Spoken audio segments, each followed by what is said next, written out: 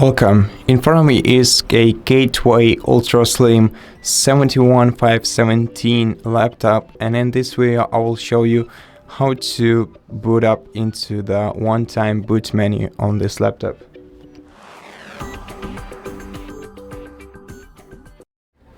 So to do that, you'll first have to power on your PC by pressing the power button once, and once you do that, press and hold down the F1 key next to your left control button, and holding down the F1 key, start repeatedly pressing the F7 button until the boot menu appears on your screen. So once again, press the power button, then hold down the F1 key, and then holding down the F1 key, start pressing the F7 button. So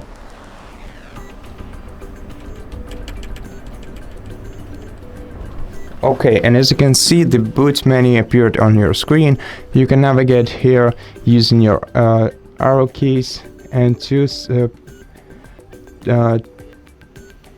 confirm, press enter. In my case, I'm gonna confirm entering the Windows Boot Manager. So basically, just booting into Windows. And that's basically it. So thank you for watching this video. If you liked it, consider subscribing to our channel, leave us a like and a comment below, and I'll see you in the next one.